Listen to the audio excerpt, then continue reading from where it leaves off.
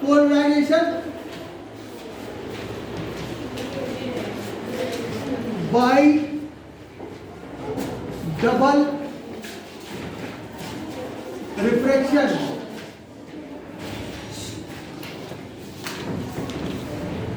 इसका ये मतलब है निकोल प्रिज्म होता है, एक निकोल प्रिज्म, ठीक है। उसकी एक टेंडेंसी होती है क्या, वो जैसे निकोल प्रिज्म, ये मान लीजिए प्रिज्म, इसमें कोई रेज आएगी तो क्या होगा, ये ऐसे बेंड हो जाएगी, ठीक है। जो निकोल प्रिज्म होता है वो इस रे को दो रेज में डिवाइड कर देता है। उसकी टेंडेंसी है दो रेज में डिवाइड कर देना, दो रेज बनाता है। एक रेज को हम लोग बोलते हैं ऑर्डिनरी रेज, सामान्य रेज। क्यों सामान्य ऑर्डिनरी रेज, इसलिए है कि वो लॉज ऑफ रिफ्लेक्शन के जितने भी लॉ है लाइट के उनको फॉलो करती है। और एक रेज वो होती है जो एक्स्ट्रा ऑर्डिनरी कहलाती है। क्या कहलाती है, एक्स्ट्रा ऑर्डिनरी। वो लॉज ऑफ रिफ्लेक्शन को फॉलो नहीं करती, किसी तरह के कोई नियम को फॉलो नहीं करती, वो एक्स्ट्रा ऑर्डिनरी रेज है। तो splitting of light into rays is called double reflection, double reflection कहलाता है, ठीक है। अब देखिए इससे क्या फायदा होगा, पोलराइजेशन कैसे हुआ, पोलराइजेशन कैसे हुआ। जैसे मान लीजिए ये रेज है, यहां से थीटा एंगल से गई, यहां पर जाके टूट गई, दो रेज हुई, निकोल प्रिज्म ने तोड़ दिया, एक रेज ऐसी चली गई। ये एक्स्ट्रा ऑर्डिनरी रेज है, एक्स्ट्रा ऑर्डिनरी रेज।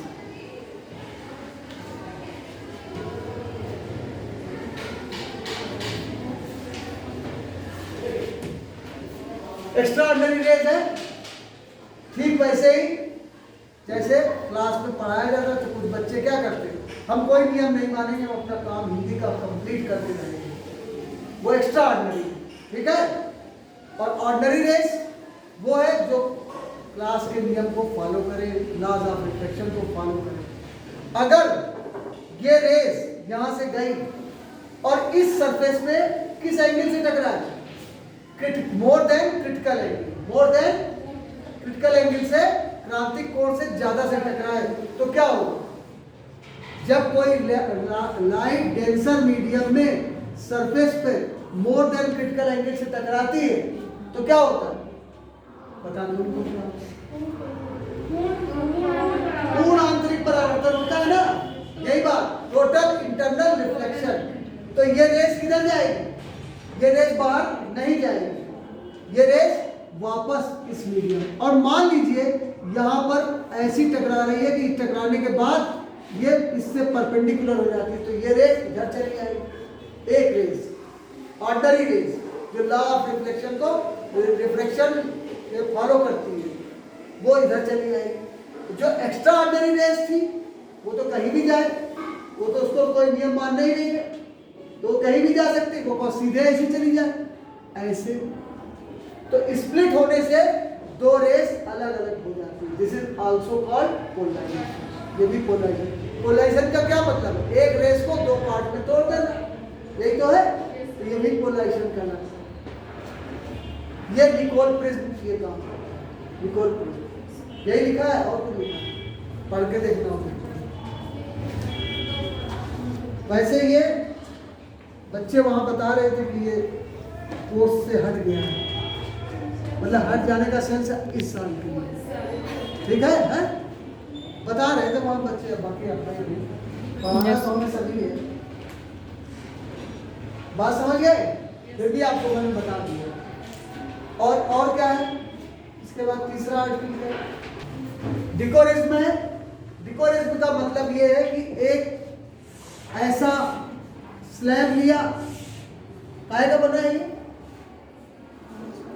दूसरी बिना कांच का बना नहीं, कुछ स्पेसिफाइड सब आप बना होता है इसका। क्रिस्टल क्या काम करती है, टूर बेरिंग क्रिस्टल ये काम करती है कि जब उसकी एक्सिस पे अलार्म कोई लाइट आती है उसको पास होने देती है और जो बाकी लाइटों को क्या करती है, तो उसी का मान लीजिए बना हुआ है थोड़ी देर के लिए। तो इसमें अनपोलराइज्ड लाइट जब गिरेगी ऐसे करके, जिसमें दोनों पार्ट चार्ज ही नहीं है, ये अनपोलराइज्ड लाइट गिरी ऐसे करके, ये अनपोलराइज्ड लाइट कौन सी है? अनपोलराइज्ड है, पोलराइज नहीं है।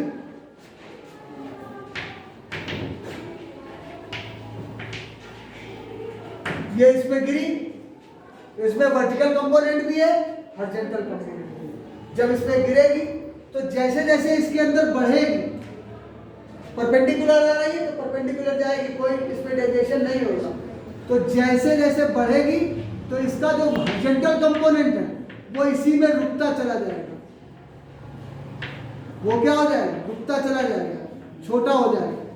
और जब लाइट बाहर निकल रही होगी तो उसमें केवल वर्टिकल कंपोनेंट। ये क्यूब आपको बताया था हमने, जो आजकल क्यूब लगाए जाते हैं ना घरों में, दीवारों में, उसके थ्रू यही होता है। One part horizontal component absorb हो जाता है, केवल वर्टिकल कंपोनेंट बाहर निकलता है। एक कलर की एक पार्ट रोक लेना, यही पोलराइजेशन। ये धीरे धीरे, इसीलिए इसको मोटा बनाया जाता है। क्यूब क्यों बनाएगा? मोटा, ताकि ज्यादा से एब्जॉर्ब हो जाए। और बाकी इसमें एब्जॉर्ब होता है, रिफ्लेक्ट नहीं कर पाता है, वो उसी में रह जाता है, वो चमकने लगता है। ठीक है, बात समझ में आएगा? नहीं समझ में आएगा? ये और क्या है? Polarization of light by scattering. Scattering by the क्या नाम? Scattering. Polarization of light by scattering. Polarization of light by scattering. Scattering के थ्रू इन्होंने कहा इसमें सोडियम थायोसल्फेट, ठीक है, इसका नाम हाइपो है। सोडियम थायोसल्फेट का सॉल्यूशन लिया, इसमें ऐसे करके डाल दिया, ठीक है, सोडियम हाइपो लिखते हैं, इसी को सोडियम हाइपो को ही सोडियम थायोसल्फेट बोलते हैं। अब इसमें थोड़ा सा एसिड डाल दिया, गंधक अम्ल। गंधक अम्ल किसको कहते हैं? गंधक का अम्ल H2SO4 कहलाता है, सल्फ्यूरिक एसिड, ठीक है। जब सल्फ्यूरिक एसिड डाल देंगे थोड़ा सा, तो गंधक यानी सल्फर एक की जो प्रॉपर्टी है ना, उसकी एक खास प्रॉपर्टी, उसका जो पार्टिकल होगा वो धीरे धीरे अपने आप बड़ा होने लगता है। सल्फर करके अपने आप ग्रो करेगा, उसमें आके आयन चिपकते जाते हैं, ठीक है, बड़ा हो जाता है। तो इसमें जैसे ही H2SO4 डाला तो सल्फर के जो पार्टिकल बने, मतलब डिसोसिएट होगा, वो रिएक्शन वगैरह हम नहीं जानते, वो हम नहीं बता रहे हैं। ये कह रहे हैं सल्फर के पास में सल्फर बाहर निकलेगा, जब रिएक्शन करेगा तो उसके पार्टिकल प्रेसिपिटेट होने लगेंगे, नीचे गिरने लगेंगे, और धीरे धीरे उनका साइज बड़ा होने लगेगा, ठीक है। अब इसमें हम जब कोई लाइट इसमें डालेंगे, मान लीजिए अनपोलराइज्ड लाइट इसमें डाली, तो वो इन पार्टिकल से टकराएगी, लाइट बड़े हैं, तो वो क्या करेगा? लाइट को एक पार्ट जाने देगी और एक पार्ट घुमा देगी। तो यहाँ पर इधर एक लाइट जा रही है, एक पार्ट, और एक पार्ट इधर आ जाता है। इसको चेक करने के लिए, देखो कोई भी पोलराइजेशन चेक करने के लिए हमारे पास क्या है? एक पोलराइजर होना चाहिए और एक एनालाइजर होना चाहिए। जैसे हम लोग ऐसे चेक करते हैं, ये टूरमेलिन क्रिस्टल लिया, ये पोलराइज कर रहा है और ये एनालाइज कर रहा है, ये एनालाइजर। तो यहाँ पोलराइजेशन हो रहा, लेकिन हमको कैसे पता चलेगा हो रहा है कि नहीं हो रहा है? तो लाइट इधर जा रही थी, ठीक है, तो यहाँ पर इन्होंने एक निकोल प्रिज्म ऐसे टांग दिया, यहाँ पर घूमता हुआ, ऐसे निकोल प्रिज्म घूम रहा अपने आप। तो कह रहे हैं कि जब हम आंख से देखते हैं यहाँ से, तो कभी हमको लाइट तेज मिलती है और कभी एकदम धीमी हो जाती है। कभी लाइट क्या मिलती है? बहुत तेज हो जाती है और कभी धीमी हो जाती है। इसका मतलब जबकि लाइट को किधर जाना चाहिए? सीधे जाना चाहिए। लाइट को किधर जाना चाहिए? तो स्कैटरिंग हुई। स्कैटरिंग का मतलब समझते हो? मतलब समझते हो ना? कि जो किसी लाइट लाइट को चारों दिशाओं में मोड़ दे, ठीक है। किसी भी दिशा में मोड़ दे या चारों दिशाओं में मोड़ दे, वो स्कैटरिंग कहलाता है। तो इसने लाइट को इधर मोड़ दिया ना, और कुछ लाइट पास होने लगी, उधर जाने लगी। तो यहाँ पर जो लाइट थी उसको हमें चेक करना है ये पोलराइज है कि नहीं है। तो इसके लिए हमने निकोल प्रिज्म लगाया। ये अपने आप घूमता हुआ ऐसे सिस्टम बना, घूम रहा है। तो कभी इधर आपको आंख से इधर रखते हैं, इधर आंख रखेंगे तो आपको लाइट तेज दिखेगी, इंटेंसिटी ज्यादा दिखेगी, या फिर कम इंटेंसिटी दिखने लगेगी। यही इसका पोलराइजेशन कराता है। आपके प्रकाश की लंबवत दिशा में प्रकीर्णक प्रकाश समतल ध्रुवित होता है। यही बात है। अब देखो ऐसे इन्होंने x axis, y axis, z axis से बनाया। अगर आप ऐसे बनाना चाहें तो ऐसे एक्स एक्सिस और ऊपर है जेड एक्सिस, ये ऊपर है जेड एक्सिस, ये एक्स एक्सिस है। ऐसे लाइट जानी चाहिए थी, ठीक है। यहां से भी देख रहे हैं जेड एक्सिस पर, ये वाई एक्सिस है, और ये जेड एक्सिस पर देख रहे हैं। और समझ गए, दोनों तरफ देखो ऐसे मान लो, इधर से भी लाइट देख रहे हैं, इधर से भी दिखाई दे रही, इधर से भी दिखाई दे रही, ठीक है। ये पोलराइज हो गई, दो अलग अलग एंगल में डिवाइड हो गई। इधर भी लाइट जा रही है और इधर भी लाइट जा रही है, ऐसे। अब इसमें ये नहीं हुआ कि एक पार्ट हॉरिजॉन्टल कंपोनेंट रुक गया, बट ऐसा नहीं हुआ। उन्होंने लाइट को डिवाइड कर दिया, बस लाइट को क्या किया, डिवाइड कर दिया। ये स्कैटरिंग के थ्रू, आप समझ गए। अब इसमें एक इंपॉर्टेंट पार्ट है मेलस का। तो इसके पहले पोलराइड फिल्म हुआ, पोलराइड फिल्म, बस इसमें इतना ही है और कुछ नहीं है, ठीक है, समझ गए। और कुछ रहेगा तो बता दूंगी। अब पोलराइड फिल्म रख करें, ऐसे रख दी फिल्म। फिल्म किसका है कि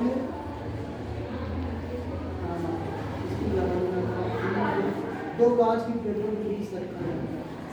बड़े आकार की फिल्म होती, पतले कांच की, ठीक है। और इसके बीच में वो रखते हैं हर्फेथाइट, हर्फेथाइट, हर्फेथाइट, हर्फेथाइट के क्रिस्टल। इसका नाम है आइडोसल्फेट ऑफ कुनेल। ये हर्फेथाइट को या आइडोसल्फेट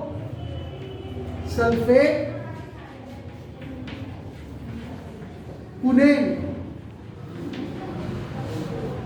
के क्रिस्टल यहाँ बिछा दिए जाते हैं मशीन के द्वारा किसी स्पेसिफाइड एंगल पर, क्योंकि हमको पता है पोलराइजेशन कब होगा, बाय द क्रिस्टल लॉ। एक स्पेसिफाइड एंगल 10 IP पर ही एक पार्ट लाइट का टूटता है और एक पार्ट इधर जाता है, ठीक है, स्पेसिफाइड एंगल।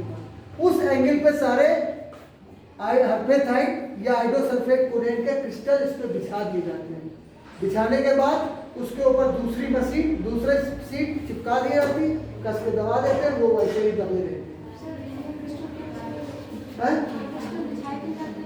इन क्रिस्टल को एक पर्टिकुलर एंगल में बिछाते हैं, यही मीडियम का काम करते हैं। जब इन पे कोई जैसे ये मीडियम है, ये मीडियम, अब ये क्रिस्टल है, इस क्रिस्टल पर एक पर्टिकुलर एंगल पे कोई लाइट टकराएगी तो वो अपने आप पोलराइज हो जाएगी।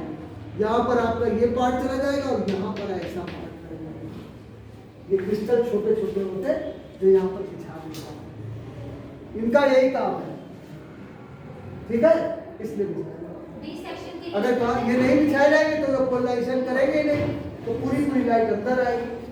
तो एक पार्ट लाइट का बाहर चला जाएगा, एक पार्ट तो जो ड्राइवर है, जो चला रहा है, उसकी आंखों में डिस्टरबेंस नहीं होगा। नहीं तो ऐसे अगर आप ट्रक की लाइट देख ले या कार की लाइट देख, तो आपको आंखों में बहुत दिक्कत होने लगेगी, आपकी आंख बंद हो जाएगी तुरंत। होता है कि नहीं होता है? तो जो गाड़ी चला रहा है उसको तो उसका तो क्या हो, जरा सा चूक जाएगा तो टकरा जाएगी गाड़ी। अच्छा, टकराने के बाद जो लाइट वापस रिफ्लेक्ट होकर जाती है तो उस गाड़ी के पोर्शन को भी चमकाती है, क्योंकि लाइट में आपने अगर देखा होगा, कार हो या वो हो कोई भी, तो लाइट यहाँ निकल के आगे निकल जाती है, इधर जाती है आगे की ओर, तो पीछे तो अंधेरा है ना, ये फिर गाड़ी में कैसे दिख रही है, इसकी लाइट और ये रिफ्लेक्ट होकर उधर जाएंगे। दोनों के बीच में जब वो पास में आते हैं तो अच्छी खासी रोशनी हो जाती है और दोनों को एक दूसरे की गाड़ी आसानी से साफ सुथरी दिखाई देती है और उनकी आंख में भी कोई फर्क नहीं होता। ठीक है, ये फिल्म बनाई जाती है, इसको हम लोग पोलराइड फिल्म बोलते हैं। अब इसको किताब में या कॉपी में दिखाने के लिए ऐसे बनाया जाता है। हम लोग कॉपी में इसको बनाने के लिए ऐसे बनाते हैं, ऐसे एक फिल्म ले ली, ठीक है, एक फिल्म ले ली और दूसरी फिल्म ऐसे। अब इसमें मानते हैं कि जो इनकी एक्सिस है उसी से लाइट पास होगी, बाकी लाइट क्या हो जाएगी, रुक जाएगी। ठीक है, अब इसी में आपको मेलेस लॉ भी पढ़ाते हैं। मेलेस लॉ समझ लो पहले। देखो कोई इंटेंसिटी आई है, ये आई नॉट, अनपोलराइज लाइट की इंटेंसिटी क्या है, आई नॉट। ठीक है, जब इस पोलराइजर से पास हो, दो फिल्में रखी, इससे पास हो, तो यहाँ पर एक कंपोनेंट क्या होगा, रुक जाएगा, केवल क्या बचेगा, एक कंपोनेंट जाएगा। तो यहाँ पर इंटेंसिटी कितनी रह जाएगी, आधी, क्योंकि एक कंपोनेंट रह गया, एक बचा। तो यहाँ पर इंटेंसिटी हो गई I/2। ठीक है, बोलो। अब मेलेस लॉ कहते हैं कि अगर ये जो एनालाइजर है वो जो लाइट पास करेगा वो इन दोनों की एक्सिस के बीच में बनने वाला एंगल पे डिपेंड होता है, उस पर डिपेंड होता है। अगर दोनों पैरेलल हैं, एक साथ रखे हैं, तो इनके बीच में एंगल क्या बन रहा है, 0, तो मैक्सिमम लाइट पास होगी ना। तो दोनों एक्सिस साथ हैं, तो यहाँ पर आपको लाइट मिलेगी कि नहीं मिलेगी। अगर इसको आप घुमा दें 90 डिग्री कर दे तो क्या हो जाएगा, डार्क हो जाएगा। तो मेलेस ने कहा I intensity is directly proportional to a square cos square theta. Theta is the angle between the two axes. दोनों एक्सिस के बीच का एंगल। समझ आएगा? Yes, sir. अब इसका प्रोपोर्शनलिटी का साइन हटेगा तो k a square into cos square theta आ जाएगा। तो I equal to I naught cos square theta. ठीक है, अब देखना सवाल लगाओ तो उसमें कंफ्यूजन होगा। ये इंटेंसिटी I नॉट की बात कर रहे हैं, जबकि ये एनालाइजर जो है किस इंटेंसिटी को कम ज्यादा करेगा, I नॉट को करेगा कि इसको करेगा,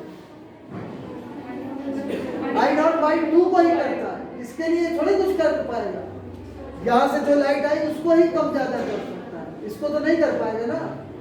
समझ गए बात, तो ये ध्यान रखना सवाल में। तो I नॉट का कॉस स्क्वायर थीटा, अगर थीटा 0 है, दोनों पैरेलल है, तो I naught equal to I naught हो जाएगा, मैक्सिमम लाइट पास होगी। ठीक है, अगर इनके बीच में एंगल 90 डिग्री है तो I इक्वल टू क्या हो जाएगा, I नॉट कॉस 90। और I नॉट कॉस 90 कैसे हो जाएगा, देखिए ऐसे ऐसे ऐसे रख दिया, ऐसे इसको घुमा दिया और ये वैसे ही रखा है,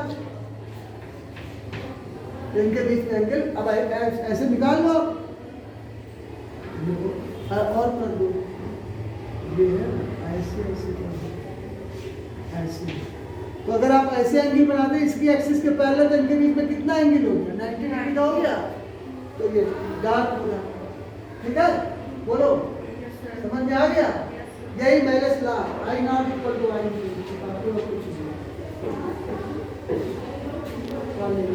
कल पढ़ा देंगे, कल वैसे